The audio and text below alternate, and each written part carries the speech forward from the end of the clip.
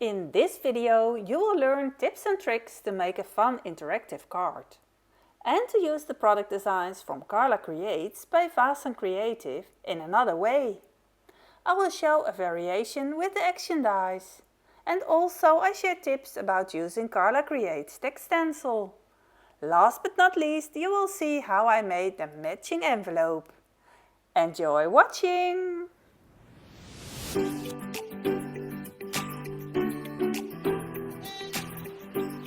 Hello, it's Sis Volk. Time to enjoy card making with me. In this storage folder I saved a whole guinea pigs collection. For today's card I will use the guinea pig stamps and also the uppercase stencil, this one, the large letters. And I will be using this die, the torn paper die. I plan to make a card where two guinea pigs will peek out of the torn paper. They need to be the same size, so I choose these two guinea pigs.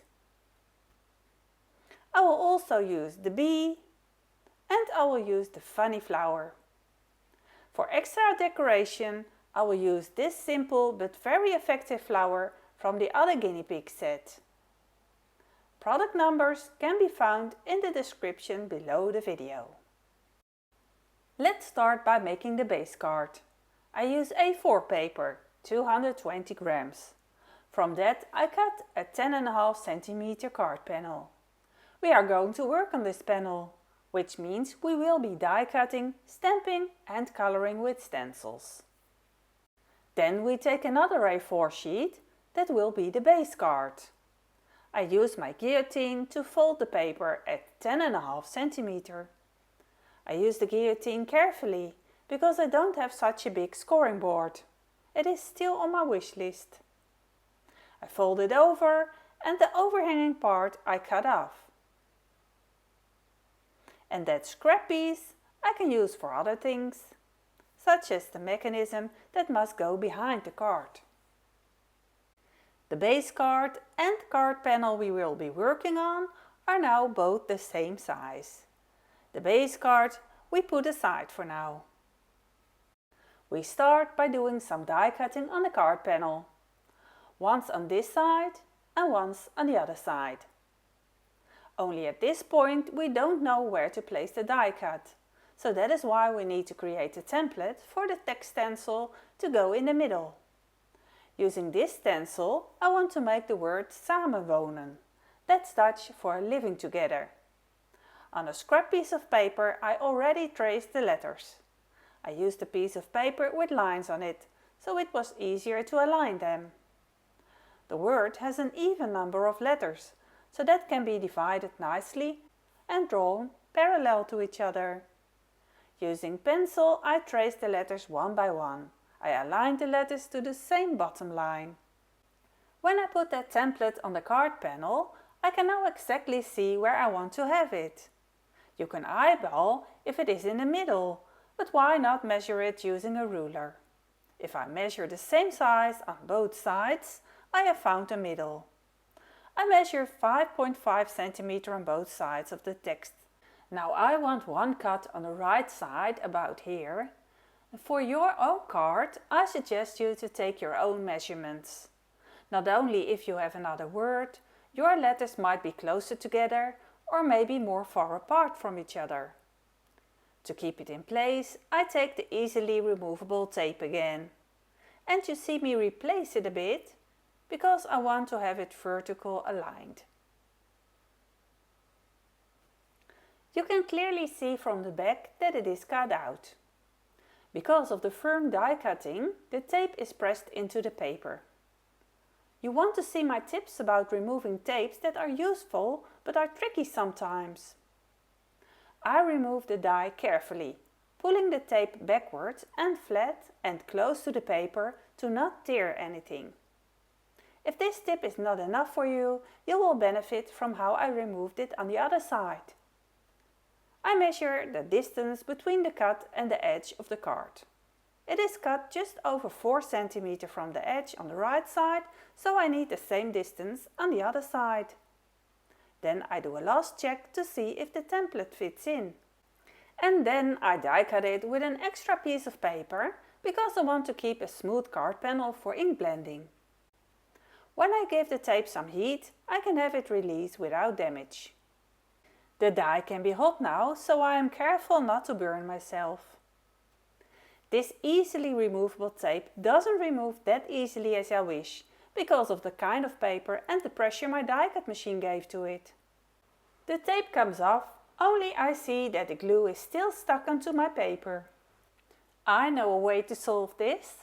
When the tape cooled down, I take a glue eraser. In Dutch we call it a snotje. This will erase the glue that is left on the paper. Where I had not heated it, it releases very easily. Here I had heated it, so there it takes a little more effort. But removing glue residue is easier than fixing broken paper or having to die cut it all over. And I still like the tape. Next time I will tap it onto my shirt before sticking it down to remove some stickiness. I hope you can benefit from this tip. Now let's use the template to make some marks on the place where we want to do the stenciling. On the 4 outer corners I place a mark. I connect the marks with a pencil line. Using the T-ruler I know that my line is straight. Now I check one more time if the template still fits in between the 2 lines. It is pretty tight though. I decide to erase the lines and place a new line that is slightly higher. We don't want to ink blend on top of pencil lines because we can't erase them when there is ink on top. For the stencil letters we need a guide, but not too close that it can't be erased anymore. I will start with the bottom word and with the first letter. Using my template again, I mark some spots that help me indicate where to start stenciling this first letter. For stenciling I use Distress Oxide inks in the colors Tattered Rose and Lumberjack Plaid, in which I will apply the darker color to the bottom and the light color on top. I use the 2 marks below the letter W to position my stencil, keeping in mind that the stencil covers the pencil mark. All other letters and the border I will have to protect with some masking tape, taking notice not to shift the stencil. You can also use post-it notes or other tape, or you can take a piece of paper with a hole in it. To make that piece of paper long-lasting, you can tape regular transparent tape on top or laminate it. I will make a short video of that one day when I have time. Editing videos takes a lot of time. I use blending foam for blending, but using a blending brush gives a better result. Blending foams get damaged easily with sharp edges on stencils and the coverage in the corners is less. Only I don't have a brush for every color and I guess you don't either. Before adding the ink to the stencil, I tap excess ink off on my work mat. Next I apply the darkest color of ink gently to the bottom of the letter. Then I switch to the lightest color. Also first tap excess ink off to prevent dark smudges. Switch back to red to have a nice overlap in the 2 colors. For the next letter I look through the stencil and try to align it along the pencil line. I also try to keep the same amount of distance between each and every letter. If you look through the stencil closely, you can see the pencil underneath. Tape the letter well enough before stenciling and also tape it to the work surface so it doesn't shift. For the word on top, I align the text in the same way, only I look at the upper pencil line. Also, I look at the distance between the top and bottom letter to see if they align straight and are exactly on top of each other. Then I tape it stuck. In between letters, I clean my stencil using a microfiber cloth. And before storing it back into the storage sleeves, I give it a shower with a water spray. Sometimes I hold them under the tap and let them air dry overnight. When the letters are dry, it is safe to erase the pencil lines. Mine aren't dry yet, but I am impatient and I will erase them carefully anyway. Using Tethered Rose Distress Oxide again, I will now blend the borders of the card panel. Only I do not want the middle flap to be covered in that pink ink. So what we do, we take a piece of scrap paper and slide it under the flap. That piece of paper is now a mask for the middle part of the card. The piece of paper protects the middle of the card panel to prevent accidentally getting ink on it. Now we ink blend the right part with Distress Oxide ink. Adding ink starting from the side towards the middle. The same goes for the other side. I position the scrap paper on the left side underneath the panel. I turn it around so I make it easier for myself being right-handed. For the top and bottom, I don't make a mask to not make a harsh line. I ink blend very carefully and thin to make a nice blend. Using Distress Oxide Lumberjack blade, I very lightly add a tiny border around the whole panel. You saw that I again tapped off excess ink onto my work surface to prevent thick smudges of ink. I start blending on my mat and wipe the ink on the edge of the panel. What I mostly forget is to take a piece of paper to protect the ink from getting fingerprints on it and to get inky fingers. And I forgot that now. Luckily you don't see fingerprints now on that light color. I want that white edge to stand out, but not with a large blended edge. I lift the paper by pressing it to the front with my fingers and I ink blend that edge, just by flicking the foam to the edge of the paper. I didn't put new ink on my foam tool. This is just what was left on the foam. I'm careful not to wrinkle the paper. While this panel dries, we are ready to color some guinea pigs. In another video you can watch me color these two gorgeous and funny guinea pigs. You can find a link to that video in the descriptions and also in the top right corner as well as at the end of this video. The guinea pigs are colored using Distress Oxide ink and Distress ink.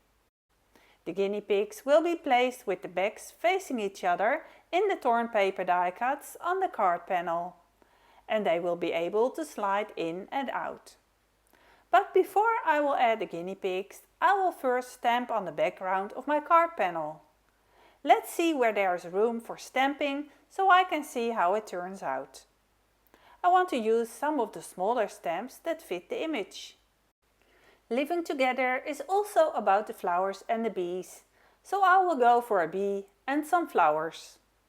When planning on what to stamp, I mostly lay the stamps in their place. Sometimes I make pictures when I cannot choose and swipe in between pictures to be able to make the best decision. When I'm still not sure on what to do, I will make a test stamp on a piece of scrap paper. Mostly that helps to make a decision. I choose to change the funny flower for the neutral flower. I don't want the flower to distract too much and keep the focus on the center and the guinea pigs. Stamping that black bee on top of my text looks a bit tricky, but it can be okay if I leave it like this. If it doesn't work out, I can always add another colored bee on top. I stamp a few prominent images in black, and the rest I stamp with the same ink as I used for blending the background, that is Tethered Rose Distress Oxide ink. I use it to stamp random flowers, also partially on the edge. By the way, if you are stamping with new stamps and Distress Oxide ink, then first rub your new stamps with your fingers or a regular eraser. The impression will not be crisp with a brand new stamp with this ink. It isn't a problem with VersaFine or Versamark ink, but it will with oxide inks or dye inks. To see where I want some more black stamped images, I place the guinea pigs on top and look for a good balance. I also want to stamp on the torn paper edge to give that some more dimension. For that I again add that scrap piece of paper. And remember to clean your stamps well when switching inks. You don't want to contaminate your Distress Oxide ink pad with VersaFine ink or vice versa. To make the mechanism for the guinea pigs to be able to move, we need a piece of thin but sturdy plastic. I will use the plastic in which my acrylic block came in. You can also use another sturdy plastic bag. It doesn't need to be transparent, you will not see it once the card is finished. You can also use this sturdy cardstock for the mechanism. I will use a scrap piece of paper. And I need that piece of paper to fit within the middle of the card panel. In between the two die cuts, not sticking out. You will have to measure your own size for your card because your card won't have the same measurements. For the height, you will have to take into account the height of the torn paper and also the height of the guinea pig. For the mechanism, you will have to add about 2 cm on top of the size of the guinea pig. My scrap is 6 cm times 11 cm. You can see it falls inside the die cut space. If this doesn't fit, then you will have to make it smaller or shorter. The intention is to cut a part off, so we have to draw some lines to indicate where to cut. I use my work mat as a ruler now and I make a mark at 1 cm. So this is 1 cm and here on the other side I do the same. 1 cm from the edge. The same on all edges. The marks we join together with a straight line. The same on both sides.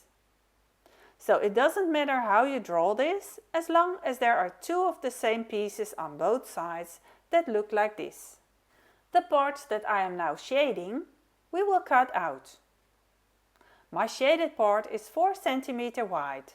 Having 2 blocks of 1 cm on each side sums up to 6 cm.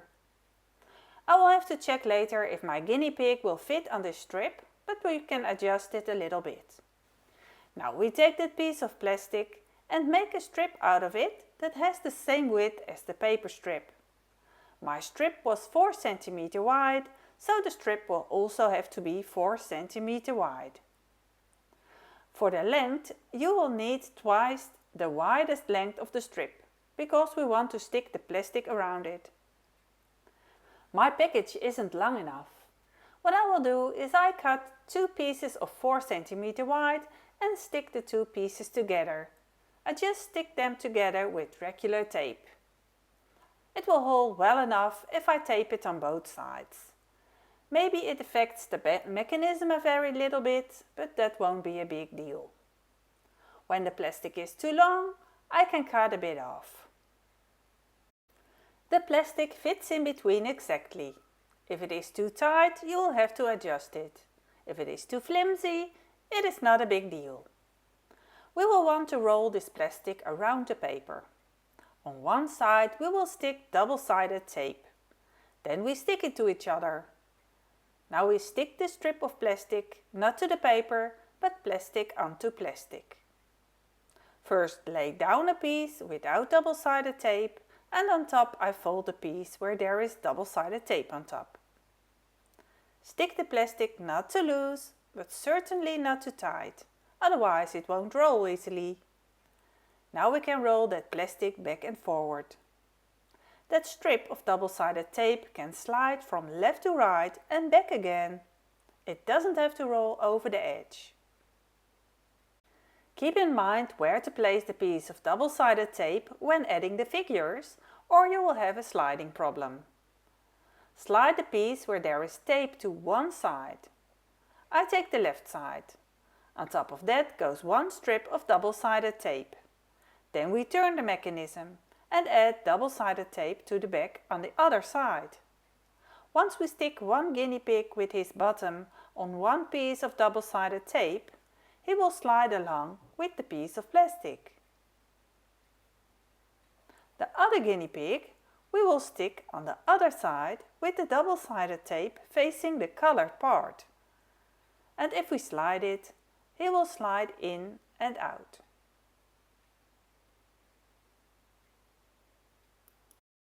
To assemble the card, place the mechanism on top of the panel first and measure how far you want the critter to peek out. Now you can stick one critter on the double-sided tape. Remember to only remove the backing of the tape once you know it is in the right place. For the other guinea pig, I turn the paper and will stick it with this colored side to the double-sided tape. If you don't want to hide his butt, but have it visible, you can make it larger with a strip of paper. Or keep in mind while cutting that you leave a strip on at his butt. I think you can see what I mean now with this example. The other guinea pig is on the far end now, and I can now stick his fellow on the other end. I now see that my guinea pig is wider than the plastic strip. That can be a problem when sticking the mechanism to the card. I have to take that into account when sticking the slide system on the card. You cannot use glue or double-sided tape for the attachment, because there has to be some wiggle space for the card to work.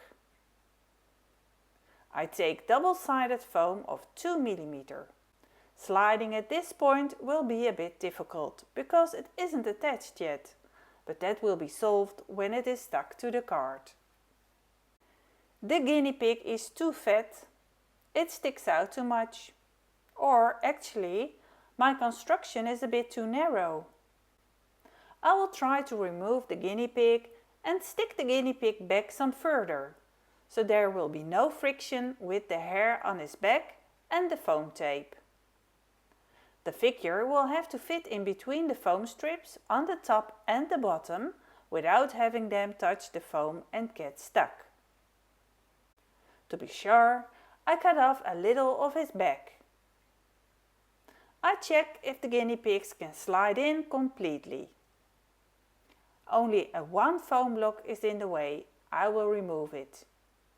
It isn't that of a big deal if there is no foam on the whole strip. I have taken all foam tape backings off and now slide the guinea pigs inwards. The card panel is on its back. Make sure you stick the guinea pigs the right side up and not upside down. And now you can stick the mechanism with the double-sided tape to the card panel.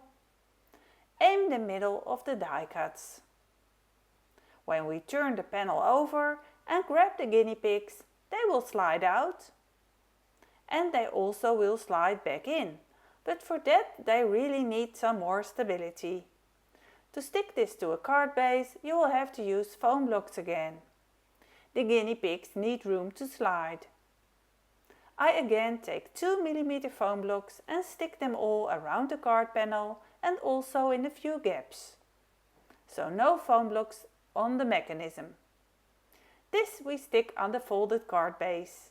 On the back of it I stamped one of Carla's older stamps and wrote my name, Sis Volk, on it, and Francis People Productions, the name I write on my cards for many years. Francis People is the translation of Sis Volk, so now you know.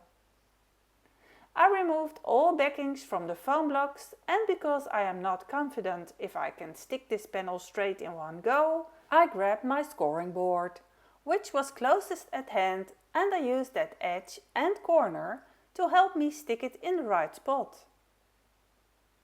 The card base gives the panel stability, and now it is firm enough to pull and push the guinea pigs in and out their home.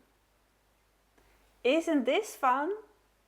I did a lot of playing with this before I sent it on the mail, I can tell. You could leave the bee like is, only I wanted to color some more. So I also colored a bee to stick it on raised with a handmade action wobbler. For the coloring, I only used the same colors as the rest of the card, which meant I had to make the bee using red, beige and brown, and not yellow or orange. A yellow or orange bee wouldn't look pretty and would be out of place on this pretty pink card. So a pink and red bee it is. When cutting out the bee, I cut close to the lines because it was already stamped on the card.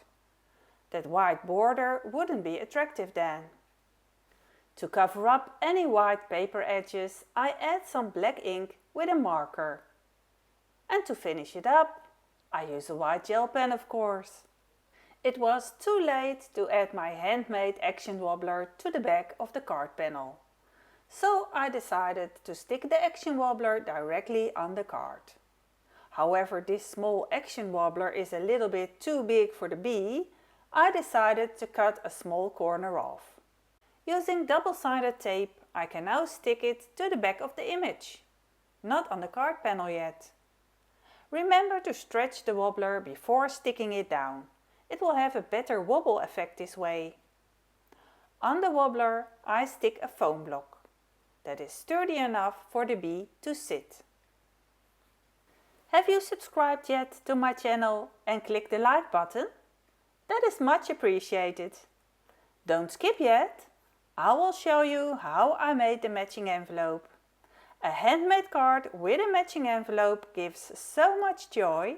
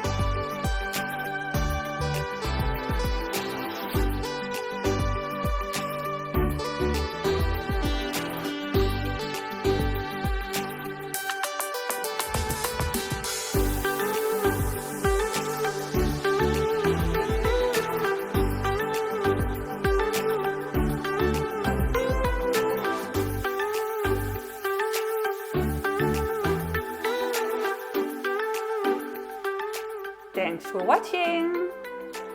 Bye bye.